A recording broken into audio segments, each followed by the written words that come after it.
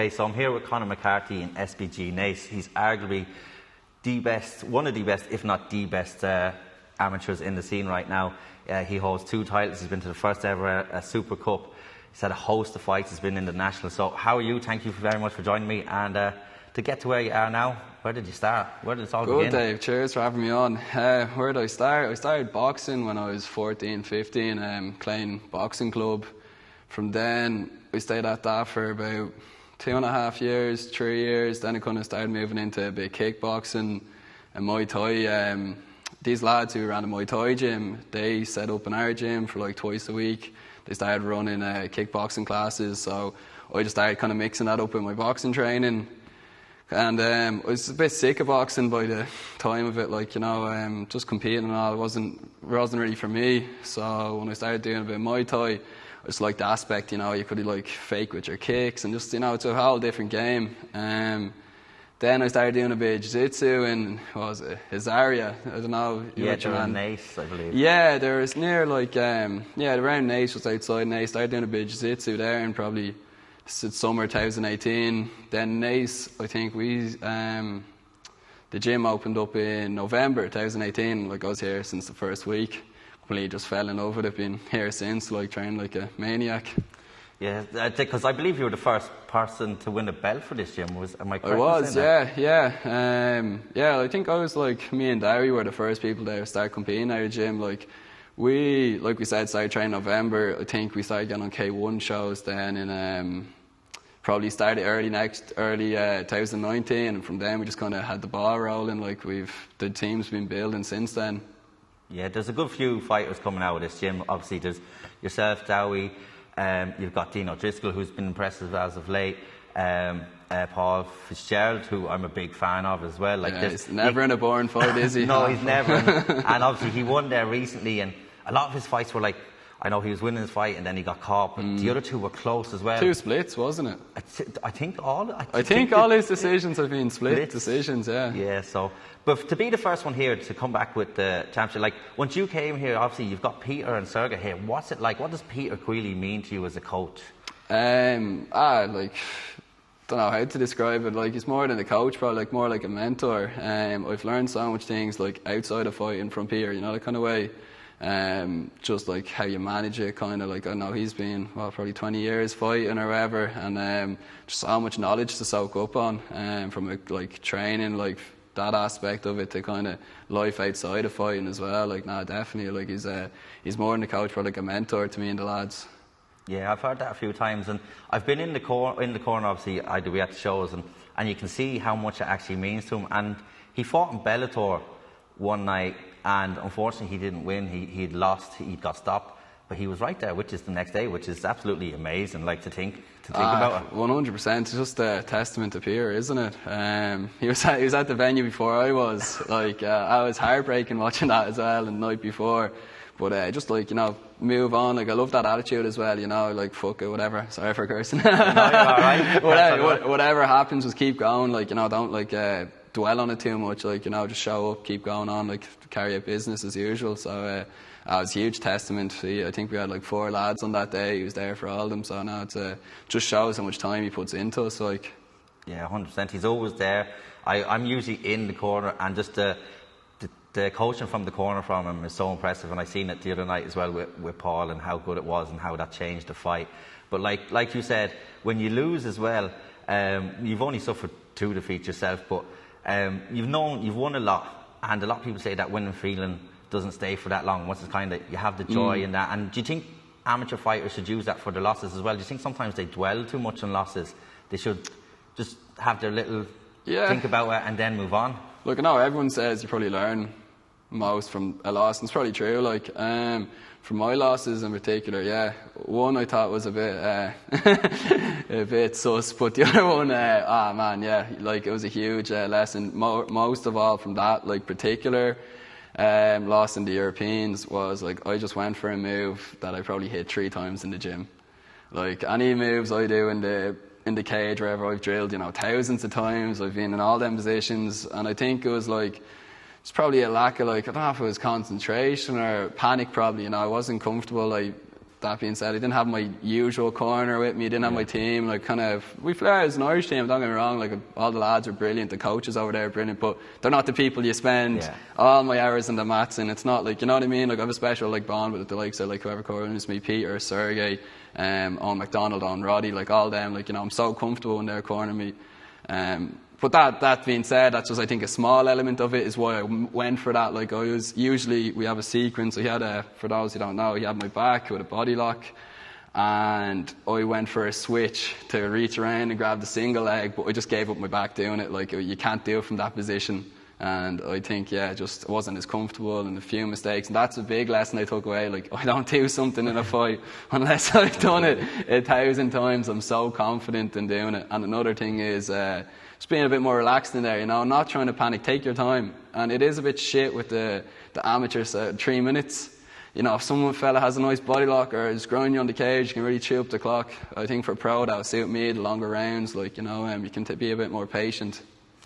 Yeah, because obviously you're feeling you need to get out of this position, he's in the winning position, and that goes for the other way around as well, because then if he has that, he's more time to work as well. And I think at the level you're fighting, I think your game is going to suit pro when you eventually do go. Yeah, 100%. I want to talk about your first ever amateur fight in MMA. You fought on your fighting championship, the very first one, and we were speaking just before, you've been on all of them nearly except for 2. Yeah. So talk to us about your first amateur fight, what it was like, the nerves before, and how obviously you were victorious and how you felt in there.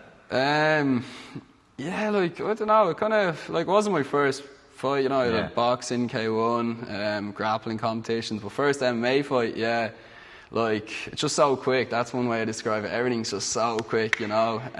Nerve-wise, I was shitting it before. I was breaking it.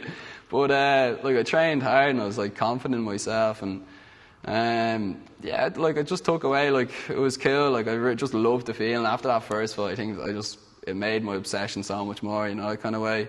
And it was, like, a good achievement. Like, when I had that fight, if we rewind the clock 8 months ago, I was in hospital just after getting diagnosed with diabetes. So when I kind of stepped back and took a break, like, when I remember being in the hospital bed thinking like it was over, like, you know, it was there's a few things that came up as well around that time, just to go forward with it. And around January, February, I got out of hospital, started training again, like, you know, finding kind of getting the grasp with diabetes. Then I was actually getting medicals to try fight. I was planning to fight in April in Cage Legacy. And I got a result back from one of the scan, like whatever things you have to get, and it was basically like to be further investigated, that they said it wasn't clinically relevant, but this could be something that could stop you fighting, apart from diabetes. And it was those two landed within 3 months of each other. I was like, like, this is a sign, you know, I probably should, like, just step back, fighting isn't for me, like, and I actually, from I say about, like, February to, I don't know, 3 months until that was all cleared up, I kind of told myself I was done fighting. I'm just going to, start getting into weights, stuck on about 5 kilos, just blasting out heavy weights. And then I got the all clear from the medicals or wherever that I am actually fit to compete, like, everything's good to go. Then I was like, oh shit, like, I go back to this. So from around June 2021, got back in flat out training, like, you know, I wasn't working at times, so I put all my time into training, and by start of September I had my first amateur fight. So I think in that, like, small period, that was one of my biggest achievements, kind of to bounce back from, you know, just this new life, being, like, considered chronically ill, with living with type 1 diabetes, to kind of have this fight. Like, it was a war. My fight with eating, like, there was no, like, it was like 5th gear the whole way. And then just got the ball rolling. Like, once I was like, if I can do this, like, it's not going to stop me doing anything. And that's kind of what I approach living with diabetes, like, you know, it's you manage your life around it, you know, that kind of way. It doesn't stop you from doing anything. Yeah, it's just about managing. Fair play to you for, like, before you even stepped in the cage, you had to go through all that. Like, once you got the all clear, what was that like? Like, was it a massive relief? Was it kind of like, or had you at that stage just, like, completely discarded fighting? Like you said, you were in the weight. Were you thinking, right, this is over for me? But once they said, no, you can go, it's all good. What was it like? It was a bit like a head wreck, like, shit. Like, I thought I was moving on with this, because as well, I just completed my first year in engineering. And I was like, oh yeah, this is my future, you know, I'm going to have a good career, like, in engineering. And, you know, fighting wasn't for me. It was always something, like, it was probably I was 20 then, I had 5 years training martial arts under my belt. Like, it was an obsession. It was, like, kind of nearly my identity as a fighter, you know, that kind of way.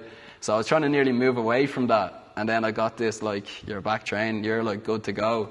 And I just went back and I was like, okay, I'll see how I am. Because, like, at the time I was wearing, like, diabetic equipment. Like, I have a sensor in my arm which is running my glucose and all. So I had to remove all my equipment. Like, wow. It started going back to older technology, like the likes of doing blood checks with my fingers rather than having those machines and all. Started training and I was like, felt as good as I ever did, you know, that kind of way. I was in, like, probably the best shape I was in, because during that period of not fighting, like, I was doing long distance running, I was doing, like, strength and conditioning, like, training probably as much as I did when I was fighting. So I just kind of got back for it and I got that love for it again. And just, like, it's nearly like I became addicted. Yeah, no, and we're glad you obviously got through that, and now, because you're a joy to watch in the cage. And with diabetes, like, how, obviously, for when you eventually go pro, and I know you were trying it recently, like, how hard is it to cut weight for anyone that might not understand? Like, what not go into the whole lot, but what does that restrict you from, or what hinders you with type 1 diabetes? It's just like how we cut weight as far as we cut out carbs and salt, and being a diabetic, cutting out carbs is a bit, like, problematic. So it's just, like, managing that. And I've had 12 amateur fights now, got a lot of data how my body reacts to it. So yeah, it was just more about kind of finding what works for me and working with it. Like, there's a great team in Tala, like, there's great dietitians, endocrinologists, and all. They've really been great assistance to me, just kind of getting a plan and set, like, how I approach this. Now I'd be confident cutting any weight as any other fighter would be. You know, I wouldn't feel like it affects me any other way now. Perfect. Like you said, all those fights, you've got the data, you've kind of, like, trial and error sort of thing, what works, what doesn't work. And you've obviously, you went on a 3-fight win streak, and you spoke obviously about the loss that you felt wasn't potentially a loss, but you've picked up titles as well. One of the fights I kind of first recognised you from was, I believe it was the Alex Connolly fight, when you were deep in a Kimura at one stage. That was for the belt. I remember watching that. I think the footage is probably still on my old phone. Like, how tight was that Kimura? Like, it was tight, but in the, like, I don't know, you know what, I was just so set. I remember Roddy in the corner saying 15 seconds left, 15 seconds left, and then within that, like, 5 seconds he started adjusting it more. Then I heard the 10-second clapper, and I was like, look, you might break it. I was like, I was just in such a good mindset, I think. I was like, come on, 10 seconds, try break it. I felt like, you know, with a clutch when you're driving your car, you're balancing the clutch. I felt like my arm was that. If it had pushed a bit further, the shoulder would have popped. But I don't know, I was just so set on winning, you know. And I was like, I felt like I was getting the better of him that first round. I was kind of starting to poke him around when I fell into that. So I was just so set on winning, but my shoulder was in agony the next few days. I can imagine. And you hold 2 belts for 2 promotions, obviously, Cage Legacy and your Fighting Championship. When you won your first belt, because some people say amateur belts don't mean much, I think you've defended your belts. I think if they're treated like that, they're defended, they're not to give them to people who regularly fight on the show, they can mean something. I think it's up to the promotion and the fighter as well. What was it like winning your first belt? Did it mean something to you at the time, or was it just another fight? I wouldn't say like it meant something like it was cool though, you know. It was a cool achievement, like it was class. And actually another, if you rewind back, the day I won it, a year exactly a year later, or a year before, I was in hospital. It was exactly 1 year since I, like, became diabetic. That was cool as well, like, just to not stop talking about the diabetes thing. But just, like, that was cool. That was probably my biggest thing I took away from it, like, that I can, okay, like, I'm technically an Irish champion now within a year, like, what's next for me, you know? And as well, once I got that belt, I was like everyone kind of, an amateur wants to get a belt, so I was like, okay, I'm going to be guaranteed tough fights now, which was what I wanted. Like, I wanted to get, like, tough amateur matchups to get that experience. Yeah, that's one thing I actually say about the belt. A lot of people say, oh, that doesn't mean much, but like you said, once you have that belt, the top fighters want that belt, so you're going to be guaranteed good fights, and you fought some really, really tough fighters. One of the other things as well, you were at the MMA Super Cup, the first ever, like, your name is in history there, you can never take away from that. And when you actually stepped in to fight, tell the people what weight you fought at and what weight you actually weighed in at. So basically in the Super Cup, it was 84 kilos, and I was the welterweight substitute, so that's 77 kg. And the day before, so it was a competition where you fight like 3 days. The middleweight was choked unconscious, so we couldn't continue. And they asked me to step up, and I was like, oh yeah, like, you know, I'm not going to say no. Like, so I weighed myself. I think I was walking around 78 because I wanted to make sure I could make welterweight. Yeah. Then I was like, crap, like, and tomorrow I'm weighing in for an 84 kilo competition. So, like, they had an all-you-could-eat buffet. I was loading myself up with donuts and all. got up to I think 78.5 probably, and that was after a breakfast for a middleweight. Like I was like, oh, this fella, if he sits on top of me, we're going to be in for some difficulty. But your man, he was Mexican, so we had a bit of a feeling he'd just be a striker. Found some videos of him as well, and he was like more of a boxing base. So I was like, okay, if I go tit for tat for him, like I could jab the head off him, like no bother. Yeah, and you went and won that fight, weighing in at that. Yeah. How did it feel to get the victory in that? Because a lot of people might not know the Super Cup is actually done on a team basis. So it's not Conor wins, he goes through. It's pointed. So how did it feel to get that win for the team? Because obviously, if you didn't compete, that would have been a loss for Ireland. How did it feel for you to turn that into a win by stepping in and doing that? It was amazing. Like probably one of the coolest things I've done, like from a sporting perspective. It was just like the environment. It really felt like a team. Like even the Europeans, it's a bit more like you're just kind of focused on yourself, because if your teammate loses, it doesn't really affect you. But for this, like you need to gather up those wins as a team. So like, you know, you're so invested in the fights. Like even after my fight, I think it was Dennis Perry on next. Like we're just like, you know what I mean? Like everyone's so invested. Everyone's just backing each other. It was a really cool experience. Like especially for MMA, it's a solo sport. You know, you're always just like, everything's just purely kind of, it's like selfish in a reason. I just want myself to do whatever, succeed. And for this type of competition, you know your team needs to succeed. So it was definitely something different. Really cool experience. Even just going to Bahrain, we were treated so well, like, you know, like we were treated like kings for a week. So definitely one of the coolest experiences I've had. Yeah, because I would have been watching from over here. Obviously, I would have been watching all your stories. All you fighters seem to create a special bond because of it. And do you still have that bond with those fighters? I think that will carry on forever, but you still talk to a lot of them, because I see you supporting each other when each other are fighting. Like, at all the shows, like especially Lewis, Jamie, Jordan, all the lads, you know, like the whole team. Anytime we see them at the shows, I'd have to crack with them. Like, I'd still be back and forth online as well. But like we all got, like I knew no one going over, and then say like a few hours into it, by the first day, everyone kind of bonded really well. But the last day we had some crack, like, you know, everyone got along so well. Definitely, like, you know, like you said, I'd still keep that kind of friendship up with the lads when I see them, like, you know, at the shows, because you go to one of the shows, you know yourself, it's the same crowd every time. It's the same people there every time at shows. With that, like, you went forward, you competed in the Nationals again this year. You're on a 4-fight win streak at the minute, I believe. You competed at the Nationals again. You went into that kind of late as well, and you came up against Nathan as well, and you finished that. How did it feel to win the Nationals? I know obviously you're not going to the Four Nations, but you'd be on the teams for the rest of the year. How did it feel to go into the Nationals and get the win, considering the previous year? It was deadly. It was cool, like, and it was a similar kind of matchup, like, you know, just a grappler, and it was cool because it was so last minute. Like, I registered for that, I think, a week out. I had fought on IUR, the fight before that, I think it was 3 weeks before. Then I had college exams a week later, so I stopped training for a week, just studied. Once my exams were finished, I think it was 10 days out, started looking at the brackets. I was like, oh yeah, hop in this for the crack.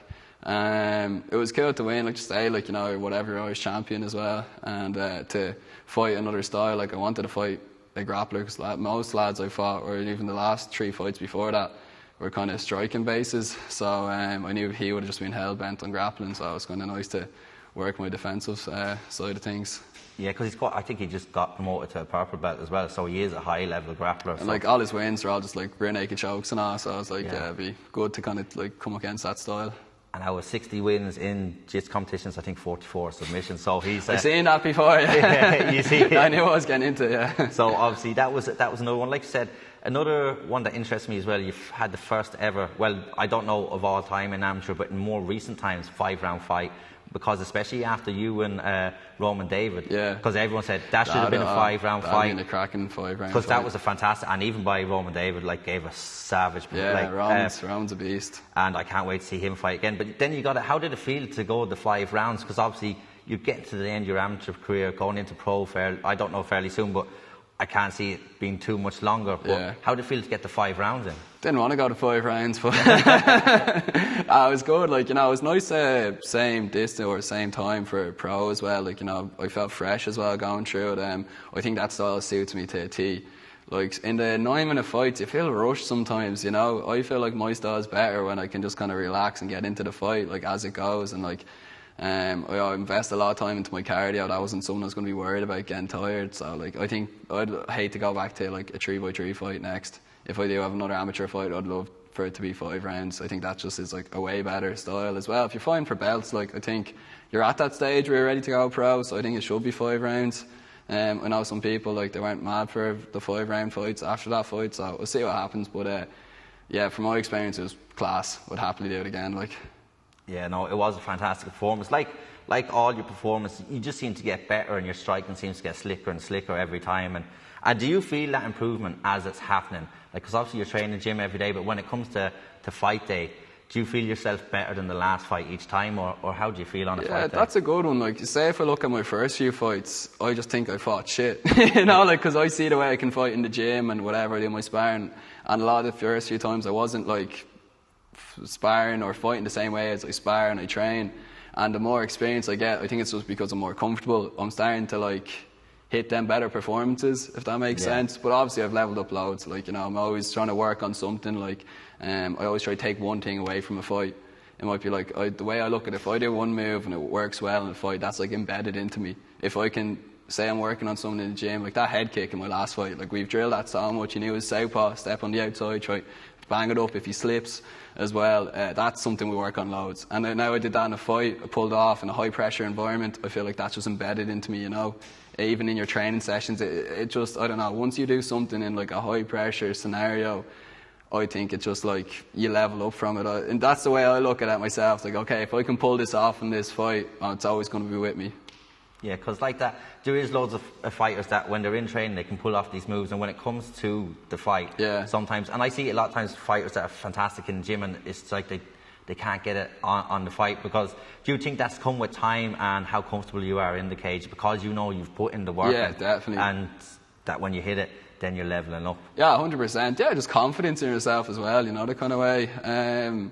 Even for my first few fights, like, I was scared to kick nearly, like because in case I was like, way higher probability of getting taken down. Which in fact, like, it can be like some body kicks and all, but like I definitely started adding a lot more kicks to my game now, and like other tools I've been practicing in the gym, and you're going to start seeing them over the next few fights as well.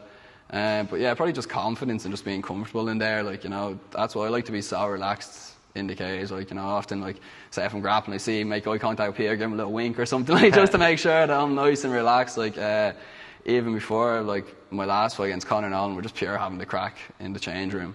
That's like, you know, I'd be nervous and all, but I'm still just having the crack, trying to keep it playful. Because like the way I spar, I want to replicate. Say if I've had a really good fight simulation, really good spar, I wasn't for half an hour backstage, like, you know, getting all tense. So it was nice and loose, having the chats with the lads, Peter or whoever it might be. So I want to try to replicate that same scenario. Obviously, like, in your spars, you're not really trying to mill the person, but, like, you know what I mean? Just keep playful, stay sharp, and that's how I fight the best, I think. Kind of have like a familiar setting before your fight, like you do. Exactly, you know what I mean? So it's just kind of, it seems like, not that it's a hard spar, but it's like, it's the same. Replicate the same routine, you know, that kind of way. Well. Exactly, yeah. I think that's overlooked by a lot of amateur fighters as well. It's like going in and fighting is one thing. People could go in and fight all day, especially the fight day. There's a lot of waiting around, there's a lot of this. And so you've obviously learned how to manage that within the fight day, obviously with the amount of experience. With all the fights you've had, I'm going to ask you, it's going to be a 3-part question, right? All right. Your favourite finish. Oh. Okay, your favourite performance and a fight you learned from the most. Jeez, that's a good one. So what was the first one again? Favourite finish.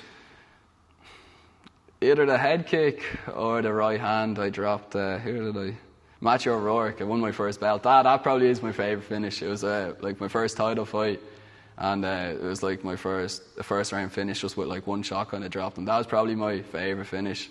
The head kick was pretty sweet too. I always wanted to get a head kick, so that was like, that's a tough one. But so we'll put them as a tie. Yeah. Maybe just the right hand one edges it a bit, because all the boys were there. Like, I sold a good lot of tickets and I jumped up on the cage. I had some crack. But right, so next one, what was it? Favourite fight?